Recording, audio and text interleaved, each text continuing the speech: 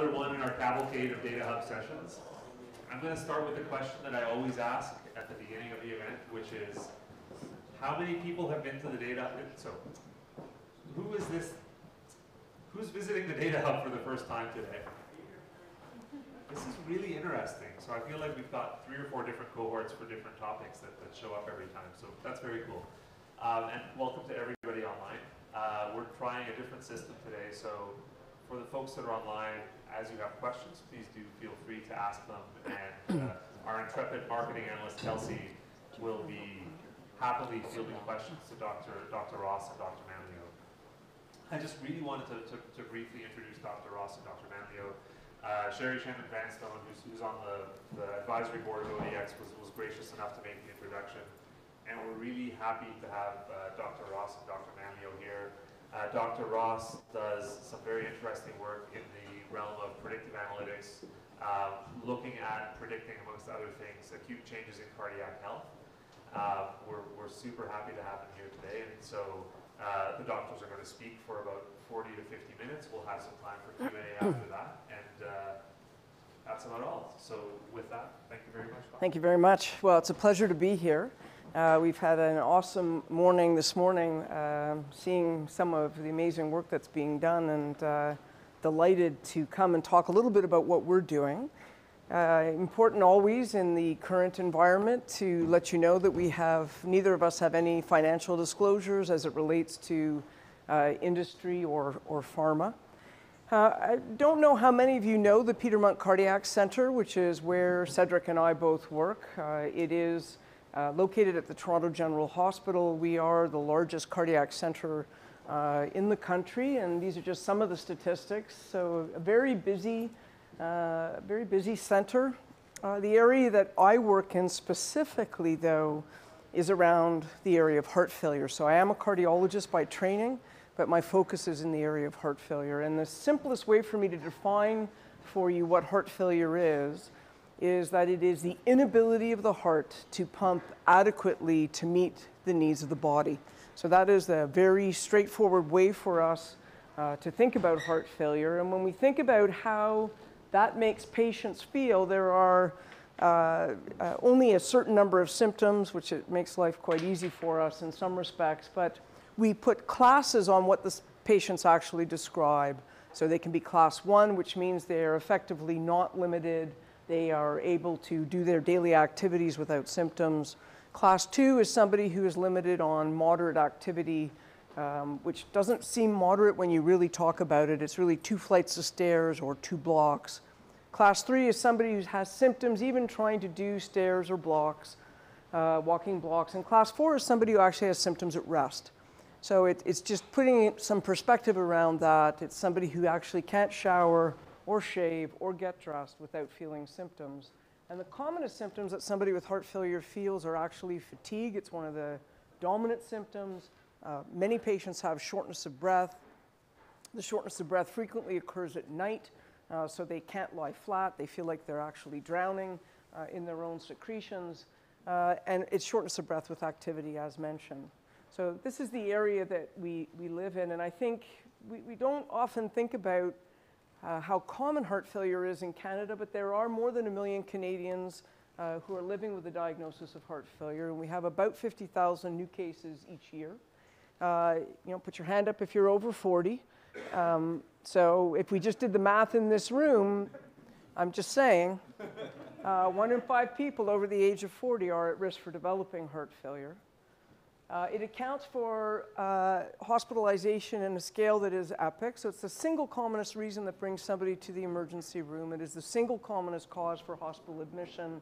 It accounts for 1.4 million hospital stays per year. The average length of stay in Canada is well past what people are trying to target. So we're really aiming to target getting patients in and out of hospital in about 5 to 6 days. And on average, they stay 10 days. And the resource requirement in the first year after diagnosis is just around a month. So incredibly impactful. Then we talk about what it means to have this as a patient. And the average life expectancy after the diagnosis is 2.1 years. It is less for men than for women. So that's a pretty remarkable statistic.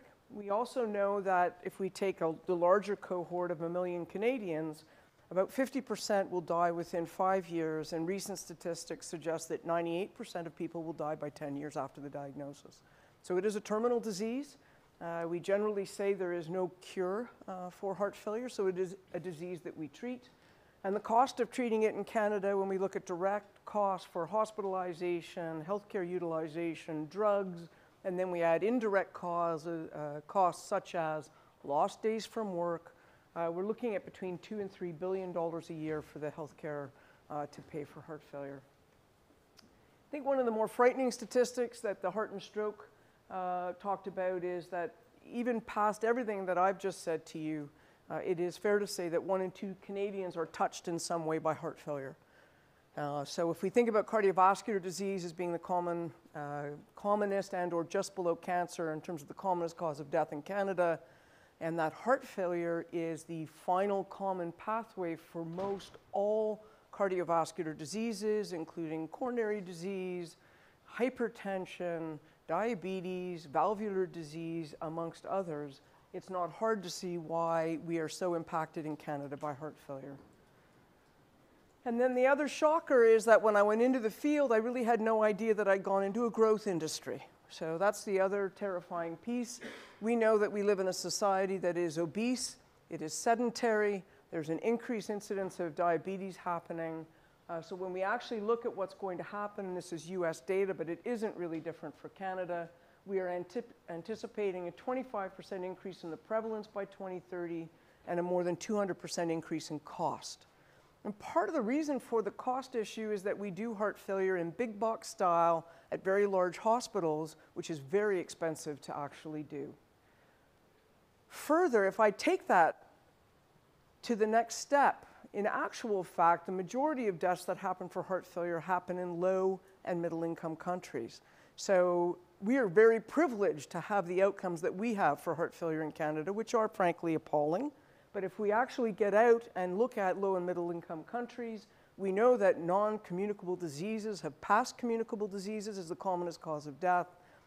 And as we look at the growth of hypertension and other vascular disease, we know that a huge amount of people are going to die, not just from non-communicable diseases, but from cardiovascular diseases, and that 80% of that will happen in low and middle income countries. And that's going to increase dramatically also by 2030. So part of that is urbanization, especially in countries like India, without changes in diet, air quality, all these different features that lead to this increased risk. As I mentioned, there isn't a cure for heart failure, so we tend to think of it as a disease that progresses in an inexorable fashion. As a result, we talk about stages of heart failure. So I talked a little bit about symptoms. We can also talk about stages. So stage A, which is a very large portion of the population, are those people who are at risk.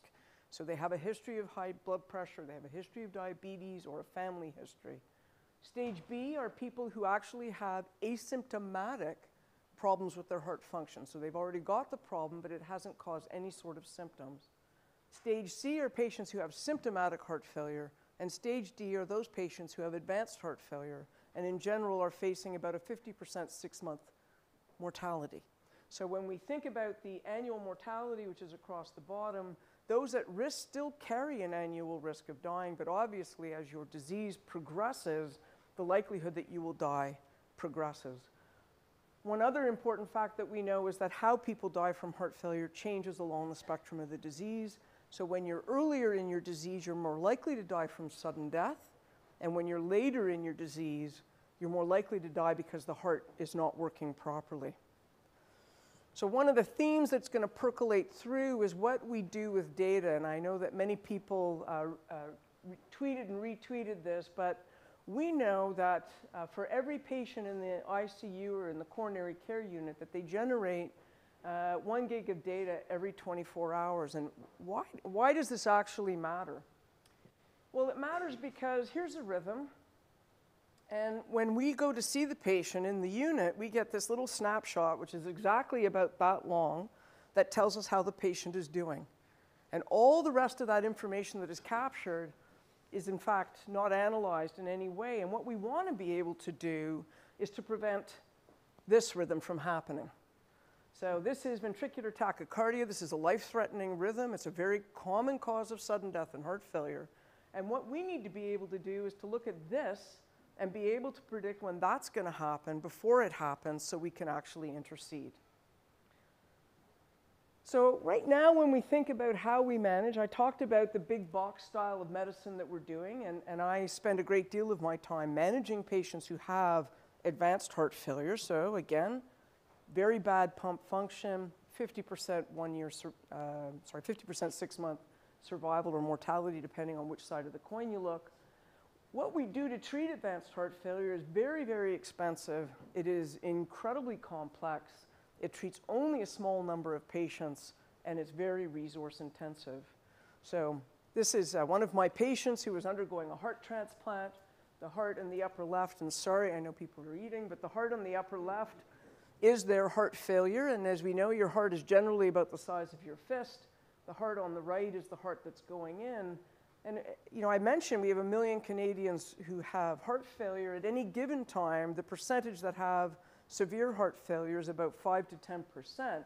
So let's be conservative and say that's 50,000 patients with advanced heart failure. We only do about 200 transplants a year in the country.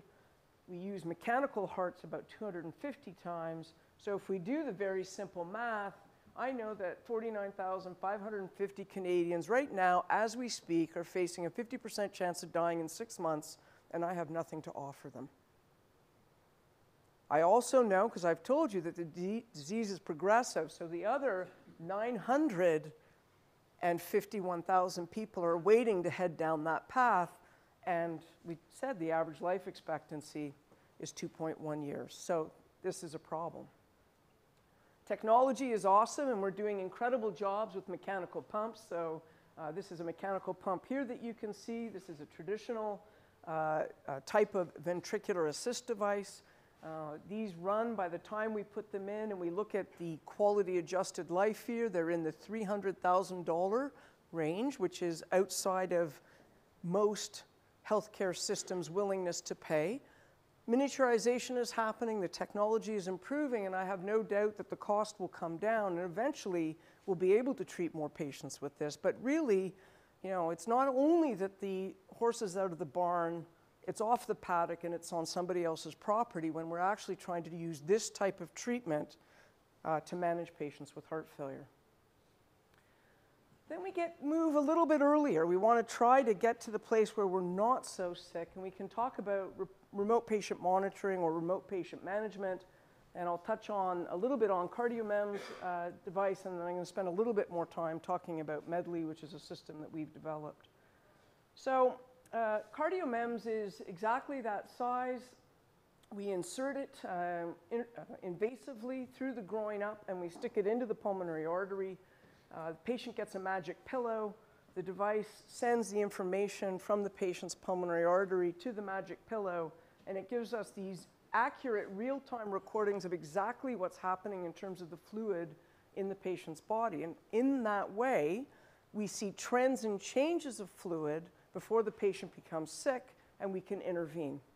And in a study with this, it's been shown to improve symptoms and to improve survival.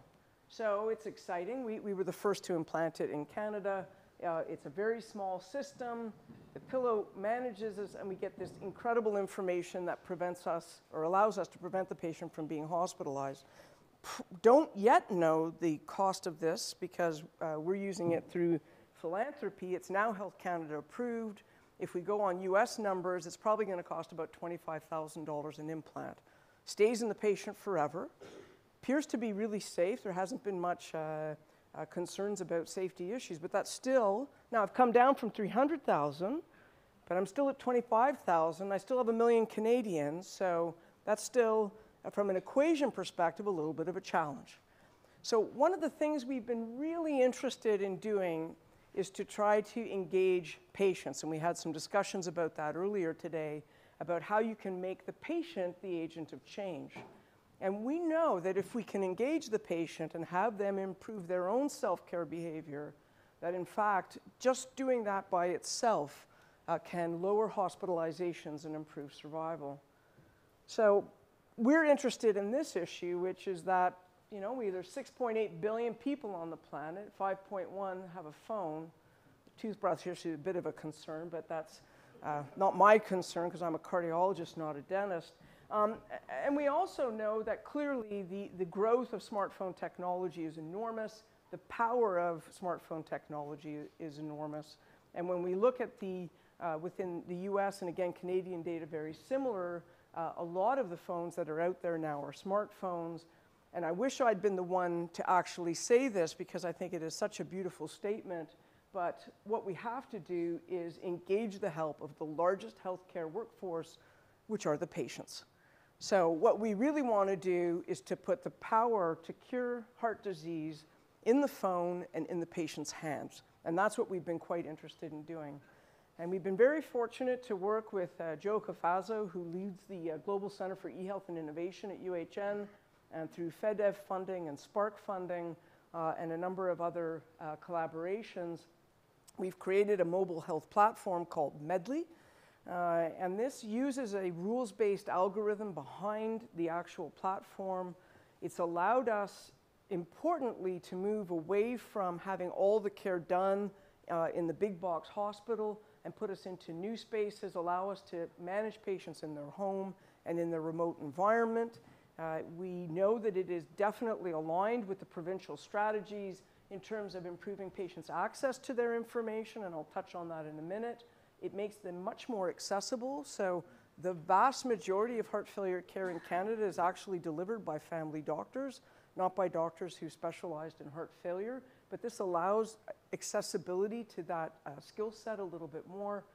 We have new connection pathways. So some of the major provincial assets are feeding into the system. So the lab information will be rolling into this system in the first quarter next year. And we're very hopeful that the pharmacy data will come in as well. So having access to those provincial assets allows us to really tailor things to the patients. And of course, it enhances the communication. A lot of people were concerned it would distance us from the patient, but in actual fact, patients knowing that the doctor is at the other end of this system and interacting with them actually feel that there's more transparency. At the moment, we have about 120 patients, so still smaller numbers. 3 nurse practitioners, 6 separate cardiologists. For us in our clinic, it's part of the standard of care. We get daily vital sign measurements. So what do I mean by that? So right now, the kit system that patients get actually involves Bluetooth-enabled scale, cuff, and a series of questions on the phone. Patient is asked in the morning to get on the scale, buck naked after they've peed before breakfast. So we have a true dry weight. They take their blood pressure, which gives us their blood pressure and their heart rate. They answer a simple series of questions that goes into the rules-based algorithm, which is based on how we actually practice as heart failure doctors. And what we've done is created an alert system. So when the patient is onboarded onto the system, they're given a prescription for that patient. So it is individualized to the patient. They're given the ranges that we feel are safe for them, for their weight, for their blood pressure, for their heart rate.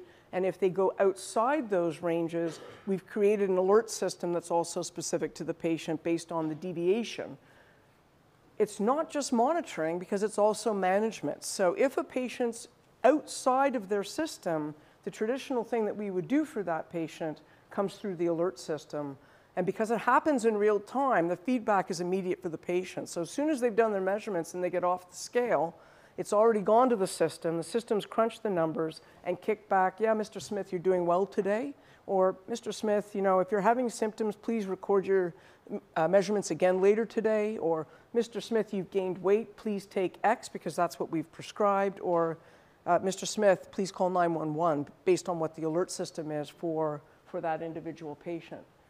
What's really neat about it is that, you know, telehome care and home care monitoring for cardiology and other chronic diseases has been around for a long time, and it's been based on a model of a nurse behind a system. So the patient takes numbers and the information goes to a nurse who's sitting somewhere and looks at all of those numbers. Because we have this rules-based algorithm, it can actually define the patients that need intervention versus those that don't. So instead of having a patient-to-nurse ratio of 40 or 50 to 1, when we've actually tracked it, based on the system, About 20 to 25% of patients alert each day, but the vast majority of those are actually handled by the algorithm. So it allows us to scale to about 300 to 400 patients to one provider. So right now, I currently have 100 patients that I follow, and the truth is that I do it in the run of my normal day, so I still do my normal day. I might be a little not normal, so that's needs to be taken into account, but I think we believe that that type of model will allow us to scale it to a much larger degree. So we think this is more sustainable. We have shown that it improves patient outcomes. The model is quite easy to do. We based it on human health factors, which Joe Cafazzo has led. So it is really consumer driven. And when we think about the cost, based on the system that we're talking about, we can have a higher cost system where everything's provided to the patient, and based on our current model, that's about just over $1,000 for the first year and then gets amortized over time. But if we talk about our bring your own device model, where the actual app is loaded on the patient's phone, they're actually covering the data plans, they have scales. Many of the patients already have scales at home. So if a patient has reasonable health literacy and we provide them with that model, it actually scales to about $160 a year. So when you think about that, scaling it across the million Canadians, it starts to become a bit more palatable. We have done an actual randomized controlled trial of the system. It was not powered for mortality, but we did show an improvement in functional class, so patients felt better, they had an improved quality of life, they had improved self-care, so they did learn by using the system, and we looked at markers that are surrogates for outcomes, and it improved those markers. So we were quite excited by that. So we've talked a little bit about the high, we've talked about the medium, but the truth is, it's still not good enough, right? It's still not where we want to be. Any of us in our room, and I said everybody over 40 put their hand up, and we know that 1 in 5 of us is going to get heart failure. Wouldn't you want to know now? Most of us would want to know now. Wouldn't you want to know now? And what do I need to change to actually prevent that from happening? And so really where we're going, having started my career here and been moving, we're steadily moving further upstream to try to get to a place where we actually prevent the problem from happening altogether. So I'm going to hand over to Cedric. Great, thank you. So the challenge is here. We're basically trying to integrate 21st century thinking in an environment built with 20th century technology and organized like it was in the 19th century. Innovation in healthcare is very difficult. Implementation of that innovation is incredibly difficult. What we're trying to do here, and this is the challenge I'm going to talk, is solve the cornerstone problem for innovation in healthcare, is data. As part of the Peter Munk Cardiac Center and the Ted Rogers Center for Heart Research, we're currently developing a comprehensive data ecosystem, which is going to be a new transformative digital framework that will integrate all the patient information, including clinical note, blood test, pathology results, imaging studies, and genetic information into a single environment. The goal is to get medicine to adopt a data-driven strategy. That means that data is generated only once, used throughout the system to optimize processes and keep users informed. Now contrast that to healthcare system data right now, where the data stays where it's generated. It's manually copied and duplicated multiple times. It's not used for optimization, and it's not readily available to user. Innovating with digital technology in this environment and in this space is incredibly difficult because the substrate you need for innovation, data flows, doesn't exist. And when I started talking about this, people were a little bit dubious that it was actually that bad in the healthcare system. So a few years ago, I went to a medical museum in London, England, and I took this picture. That's health record from 1883.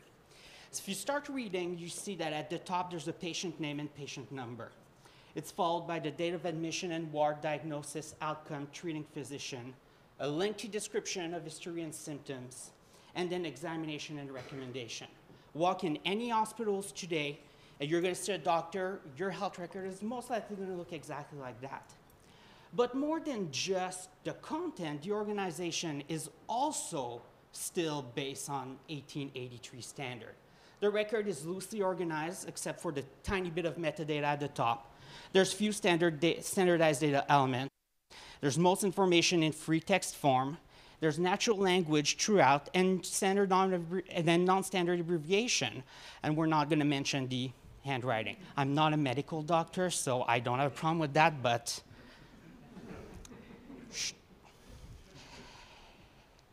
this is theoretical. But then look at the modern EHR. Who here think of the University of Toronto and PMCC as having being a modern healthcare system? Raise your hand. Should be pretty much everyone. Yet in the so-called modern EHR, free text is still king. Data is still siloed. There's significant limit to information flow, restricted connectivity to the outside world, poor data integration, and insufficient analytics capability. When we started the data integration platform, the development of the digital cardiovascular health platform, which I'll present in a second, we actually did a survey of the hospitals affiliated with U of T to see what was actually the data situation. And it's shocking. 70 isolated data silos, 20 different electronic health record platforms, 6 hospitals and 4 legal entities, each with their own data policies on collection, retention, and disclosure, 3 governmental agencies who barely talk to each other, data lost from thousands of unconnected devices, large amount of data entry duplication, the majority of data being stored in non-retrievable format, and in the words of one physician that lived through all of that, and I quote this with permission, data that is so inaccessible is effectively lost. So when you look at this and you think about what Heather wants to do with data and mobile application and scaling that to hundreds of patients, you can see the block right there at the beginning. You can't do anything without data. So a few years ago, we started the development of the digital cardiovascular health platform. Now, I say we, and I take the credit every time we do this, I do this presentation, but it's actually not me. It's people like Joe and software engineers. We are just in front to present, but bear with me. So what the digital cardiovascular health platform does, it is basically going to bring all of that data in a single location. It starts with a central platform brain that is linked through technology-agnostic ingestion points, data that comes from hospital EHR and medical imaging, but eventually also home management technology, genetic processing facility, physiological monitoring system, governmental data, wearable device, mHealth application, environment, home management technology, and even from the patient themselves. The platform is designed in such a way that all data on the patients will be able to be ingested through these tentacles. This is linked to a platform memory and an analytics engine that stored the data and allows for next generation analytics. The platform brain, the analytics engine, and the memory will also eventually be used to inform intelligent clinical assistant and patient education tool. Right? When we think about data in healthcare, we should not think only about data ingestion. We also need to think about data utilization. And one of the most powerful things that will be coming down is the use of intelligent recommenders. And for that, they are going to need data. Around the data platform, we will establish a very high-grade security that will include data scrubbing, data encryption, and parsing. And this will ensure data security, enforce data governance, and protect patient privacy. That's the first step. The first step is to get all of the data on our patients in a single place. And when I say all of the all of the data, that's really what I mean. The second thing that we're doing is that we're also creating the framework for integrating analytics, for integrating advanced analytics and AI directly into the the hospital digital infrastructure. Because that's another problem. Once you have the data, you actually need to be able to use it. All of the data that will get through the data ingestion tool in the digital cardiovascular health platform is then going to go to a data management team that will do data integration, data processing, and data management. One of my biggest pet peeve is actually data management, data processing, and even analytics that's not done by content expert. All of the data managers that are involved in this project become content expert and are trained over time, and we do the same thing with biostatisticians, data analysts, and data scientists. Then, depending on the type of questions that you answer, or data can go to one of 4 teams. It can go to biostatisticians to answer classic questions, data scientists to answer complex questions when there's a known methodology, omics questions go to our bioinformatician colleagues, and then through the partnership with Vector, which Heather mentioned, questions that do not have an answer yet, that don't have a method yet, can go to the AI team for next generation research. All of these analytics hub that are all linked to this data lake that has all of the data on all of the patients will all be connected eventually to the analytics delivery engine and will produce algorithm for decision support tools, patient education, and hospital management. That's yours. So basically, the plan for us is to develop a mobile platform, which we've done, and part of what Cedric has said is the current mobile platform is based on what we as clinicians believe are the issues that matter. Of course, enabling AI on the data that we collect will allow us in an iterative way to refine that algorithm so we can look after patients even better. We need to grow it. We're in the process of doing this right now and developing ways and partnerships so that we can grow the use, because obviously we want it out there more. We want more people using it, and we want it to be in this learning environment. And then using that next-gen tech and the AIs for us to be able to enhance the platform. And this is what's so interesting here is in talking to people from Waterloo that are developing new patch technologies and new home blood pressure monitoring technologies and new blood testing. Every time we find something that has predictive ability in heart failure that allows us to improve what's known as our net reclassification, meaning that right now I'm pretty blunt with being able to figure out who's going to get into trouble. If I start adding a biomarker that improves my diagnostic accuracy or patch technology that allows me to monitor rhythms, I can change my algorithm and personalize it even more and make it more predictive for each patient as they come onto the system. So that's really how we see it. We want to take the individualized we want to take it to individualized patient care through the data-driven approach. We want to increase the speed of our research by having this common data ecosystem. And Cedric didn't mention, but we've unlocked one of the biggest data sources that we'd never unlocked before that looks at exercise variables. And we use just a simple number on the report, which is what's used across the world to predict prognosis in heart failure. And we unlocked all of the data behind that and actually have improved, using neural nets, our ability to predict risk of death. So this is the sort of thing that is going to change our ability to tell patients what's going to happen.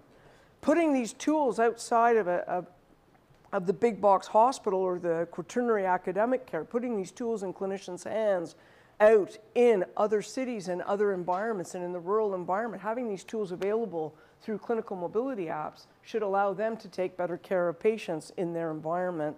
And of course, we are an academic environment, so transformative research is still critical. You know, this is what we've been doing for all of time. We do a large-scale randomized clinical trial where we enroll, the largest one just done in heart failure called the Paradigm trial, enrolled more than 8,000 patients. We know that patients in clinical trials do better than patients in the real world. So it enrolled 8,000 patients. If you took all 8,000 patients and squished them into one person, it would look like a mostly man, mostly 65, 66, mostly white guy. And yet when we look at heart failure in Canada, 50% of people with heart failure are women. We have a large South Asian population who has a predilection for heart failure. And we have no data about whether or not any of these drugs work in that environment. And that's one of the biggest challenges with clinical trials is we use this very broad brush we see if a drug's beneficial, and then we roll it out as a guideline and tell everybody to use it in every patient. We can start stratifying, and we can do this looking at large databases and using probabilistic models to say, how likely is it to work in a specific group of patients? But really, when you're a patient, what you want to know is it going to work for me? And that's really the area of individualized medicine, or what we consider to be precision medicine. In the healthcare space, oncology has been doing a very good job around the area of precision medicine. Unfortunately, in cardiology, we've been lagging behind, but we are making dramatic inroads to catch up. But I think it's really important, if you're the patient, you just want to know, is that drug going to work for me? So you want to take it from the full disease, you want to take the sample, you want to enrich it, and then you want to find out for that individual, is the drug actually going to work? So the way to do that is a lot around the data. And this is where I'm trying to hopefully wrap the story back so that you get the idea of what we're talking about. So if I think about the stages of heart failure that I told you above, the ones who are at very high risk, who are a very large population of people, the ones with structural disease without symptoms, and then the 1 million Canadians who sit between stage C and stage D, what we want to be able to do is clinically phenotype that patient. That means, what do they look like? What is their race? What does the heart look like? What do their blood tests look like? What does our monitoring system tell us that they look like? And we want to molecularly phenotype that patient. So through genomics, understand what the genes are, understand what the proteomics are, what are the proteins that are being produced by those genes, metabolomics. This is the category of medicine known as omics. And what we want to do is to put those information together, and with AI and through AI, create an ability to actually predict what's going to happen for the individual patient. So, finish. I want to show you one of our showcase projects we're starting actually right now. This project is taking exactly this. Let's create an individualized approach for patients with cardiac disease. And do so by marrying together medicine, technology, and big data. So, as I hope you've noticed in the presentation, once you get heart failure, it's too late. Really, because the number of therapeutic options are actually not great. So what we're going to try to do is predict the future to intervene preemptively and prevent the disease from ever happening. That involves the enrollment of a healthy individual, and then the use of predictive analytics to predict heart failure before it happens. Using the same cohort, we're going to individualize the risk profile and personalize intervention and target personalized interventions. This is going to allow to select the best patient for the best intervention to prevent heart disease before it happens. Once patients get heart disease, at that point, then it's going to be a time to have a precision medicine approach, the right therapy for the right patient. But what we're talking about here is really predictive medicine, predicting disease before it happens. Now, there's two problems specifically that we're going to tackle with this. The existing model to predict for future heart failure in a healthy individual are generic and are only weakly predictive. We all know that hypertension, obesity, and high cholesterol might be risk factors, but that doesn't tell you very much about your own individual risk factors. So we are going to use data from the United Kingdom Biobank, where we're going to take a data input of medical history, examination, biomarker, genetics, and lifestyle, and predict over a 5 to 10-year horizon in 500,000 people, 40 to 70 years old, which one of them are going to be diagnosed with heart failure. Now, we're going to, as part of that project, we are actually going to compare the performance of both biostatistics model, machine learning models, and more advanced AI such as deep learning. We all know that there's multiple ways of modeling risk in patients, and while biostatistics, I've been working with clinical epidemiologists for a long time, and we understand how these models work. Machine learning, although very powerful, is also associated with unknown bias and a bit of this black box problem, which makes it very difficult to use in the healthcare system if you don't understand how a model gets to that decision. So that's going to be our first step. It's going to be actually to get a whole bunch of different models to predict the same outcome, and then compare those. Using clinical epidemiology to identify the systematic bias that's inherent to each method. And finally, we're going to study each dimension of risk, one after the other, to quantify the contribution to overall risk and analyze risk reclassification. So what we want to do here is basically determine what do we need to monitor in healthy people to predict heart failure over time. And eventually, what we really want to do is then target the risk profile of the future patient and provide them intervention before anything happens. Now, the problem is that education and lifestyle intervention in high-risk individuals are poorly targeted and have limited efficacy. So here what we're going to do is we're going to deploy the model. After we're done modeling, we'll have hopefully something that's highly predictive and individualized. And we'll basically create the data visualization tool where patients will be able to be recruited to social media, generate their own individualized heart failure risk calculator, and then answer a number of personality tests. Then, using utility and gaming theory, will elicit user preference. That is, we're going to ask the users to do some exercise around risk rating, option ranking, would you rather, to actually understand what patient value more and how individual patient, based on their own profile, will be willing to do to prevent the risk of future heart failure. We're going to use this data to develop an intelligent recommender to match the risk profile, the user characteristics, personality metrics, and stated preference. And this recommender eventually should be able to respond with lifestyle changes or even preemptive treatment, most likely to be acceptable to the user. And finally, through reinforcement learning, we'll enroll a new group of patients to provide feedback and continually refine that intelligent recommender. So here we're closing the loop. We're predicting heart failure before it happens. We're targeting preemptive treatment, and then if it still happens, we're targeting therapy. Oh, yeah.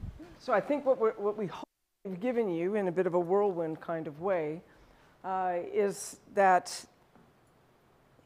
having provided medicine in the environment that I've provided it in the last 20 years, we've made very little dent, if you will, in the challenges that we're faced with. And if we continue to provide the care in the way that we have with the epidemic that is coming, I think I can pretty well personally guarantee that I will bankrupt the healthcare system. So it's not really what I want to do. And in fact, what I really want to do is to put myself out of business. So I think what we believe is that no data should be uncaptured. And the expression that I like to do is say that what we want to be able to do is make the data dance. We want to make the data dance for the patient and tell us what their risk is so that we can actually do something about it. I don't think there's any question that we believe that the future is digital, and we are certainly investing a lot of time and brain power to make that happen. We will have unlocked all of the separate 40 siloed databases at Peter Munk Cardiac Center by the start of Q2 next year. And in doing that, then we can start asking some of these questions that we have of the one database or the 5 that we've actually unlocked. So we're very excited about what this is going to mean for us. I also believe that although it's hard to get people to change behavior, and we had some discussion about that this morning, I believe if you put what your risk is in the hands of the patient, that most people will change their behavior if it's based on true granular information, as opposed to the classic statement, which we were talking about this morning when you go see your doctor, which is weight loss, diet, and exercise. It's if instead I could say, in you, with this gene profile and your history, and these other factors, this is what the predictive model tells me, and even more so, if you change this, this is what actually is going to happen. And we believe that type of valuable information in the hands of the patient will improve self-care and change their outcomes. Thank you.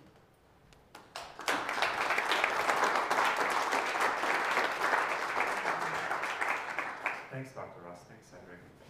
So we do have a few minutes for questions. And then I have to whisk Dr. Ross away. And for the folks that are watching online, you're also welcome to ask questions through Discuss if you haven't already. And Kelsey will let us know. But with that, yeah. Yeah, so great. I really like the Medley system. What are the barriers for clinicians to adopt it? Yeah. Oh, so thank you for that question. That's a great question. So we recognize that there are a few fairly obvious barriers that I think are going to be easily overcome, and then a barrier that speaks more to other moral and ethical issues. So the first barrier is obviously ensuring that the documentation that happens through that type of a management system makes it into the patient's actual official legal EMR. So although we use this prescription when we onboard a patient as a stand-in for what we would do if we called them. So the simplest example is somebody's weight has gone up by more than 3 pounds. If they were to call my office, I would tell them to take an increased dose of their diuretic. So the system automatically does that. I still need to capture that because that is a change. So capturing that into the EMR, which is a pretty straightforward piece. The medical legal side of that, again, we'll swing back to the capturing piece of it. So I think those are actually quite manageable. One of the challenges in the way the healthcare system, and this would be a discussion for another day, is remuneration and how that is done. And as you know, I'm a salaried physician, but physicians in large part in the province are on a fee-for-service basis. And so one of the challenges is that there isn't any actual fee code or way to remunerate physicians for this type. And I think we have to get away from the concept of seeing patients to make an income. If it really is about patient-centered care and I can keep the patient in their home and healthy and with their family and at work and avoiding the drive and the parking and the traffic, isn't that what I'm supposed to be doing? And if that's what I'm supposed to be doing, then let me do that. And if I do that in a virtual way, that's great. We just need to solve that issue, and that's come up as a challenge for scalability. I think it should be fixable. I think it should be fixable, but currently that has remained. And in the US model, some of the managed healthcare organizations have gotten around it by actually incorporating it into the salary. So it seems to be less of an issue in the salaried physician model than in the fee-for-service model. Oh, sure. That's a good idea. Thanks for the nice presentation and sharing with us. And that's quite an impressive system that you've developed for this purpose. My question is that what have you done for sharing all of these data with the public? I mean, people that wants to enhance the systems, because it is 50,000 people are waiting for these data to do something for you, and it's better to give them some job. Thanks. So I believe very strongly that patient data belongs to patients and that they provide the courtesy and consent for me to actually work for them on their behalf and as a custodian of their record, but I actually believe strongly that the patient's record belongs to the patient. That's also a bit of a paradigm shift in medicine. Patient portals are changing that, so patients are having much greater access to their information. With the Medley system, the patient has access to all the information. It's available on their smartphone, any decisions that we make, any recommendations that we make. When the blood work rolls into the system, the patient will see their own blood results and be able to comment on it. So it is meant to be an open tool for patients and not no sort of cloak and dagger. Excuse me, what I was asking was sharing these data with the 50,000 data scientists out there. Oh, sorry. That they want to do something about it. I mean, it can be very easily coded in a way that no one could be traced. I mean, all the personal information would go away, but just an ID comes in place of the name. So I misinterpreted the question. So I believe that when we get this unlocked and we create the system, that it will be a resource, yes. The governance model will be discussed. We've had discussions with CIHI as well because we want to engage national level data, and they've got very accurate data on mortality and hospitalization. So as all of the field moves forward, one of the important things will be data governance and access, and I think we don't yet fully know that because it's not been done anywhere the way that we're doing it, creating this data ecosystem. And this isn't isolated to the Peter Munk Cardiac Center. It's actually going to be a University Health Network wide, so Toronto General, Toronto Western, Princess Margaret. Ultimately, it'll be one data ecosystem, allowing us also then to see where our patients end up in other areas, and that'll be hugely important, for example, for patients with cancer who receive drugs that can have toxicity. We'll finally be able to track some of that. So I think some of the governance I think that is an area in progress. Cedric could talk to it. There's been challenges on the privacy side, trying to figure out how to make sure that we are completely compliant with everything, because it's a new way of thinking in healthcare. It isn't in banking, it isn't on Wall Street, but it is a new way of thinking in healthcare.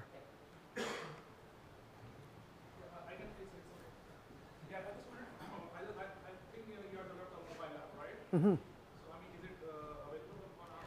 Yeah, so thank you for that question. So the question is the mobile app available? So in fact, it's actually up in the Apple Store. I think it's just gone live. The challenge will be in the bring your own device system is you still have to have your healthcare provider linked in. Because what we're really trying to do is to enhance the communication across the different teams. So having the app without having been onboarded with your personalized prescription, it'll link to our education site and provide information, but it won't manage you. You have to be onboarded to be managed. And we see that type of onboarding like a prescription. So digital pharmacy, the Ochsner in the US has a beautiful digital pharmacy. This would be something that would be available in that environment, and you would map your healthcare practitioner to it, or family health team, and whoever is managing, whoever the nurses that's managing the heart failure patients. So these are the pieces. As we're sort of at a phase 0 rollout. When we get to phase, which is looking at it within heart function clinics that have support structures outside of our hospital, that's sort of our phase 0. When we get into phase 1, where we start putting it out into family health teams, I think that's when patients coming with it to the family health team would be very, very important, but it's not there yet because you won't have been onboarded.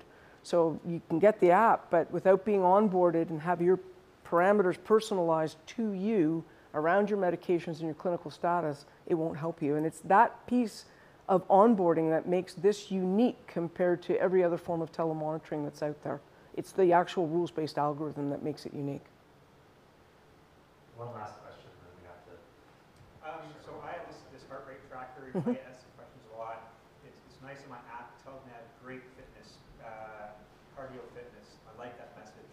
I guess my question is I know it's only based on my heart rate. It's not based on other factors. Is that potentially, not just for me, is that potentially misleading or complicates your life in that, you have these consumer devices that may or may not be clinically, super accurate or maybe based on partial information, but yet it's creating a feeling like, these $30 devices can help, or are they actually?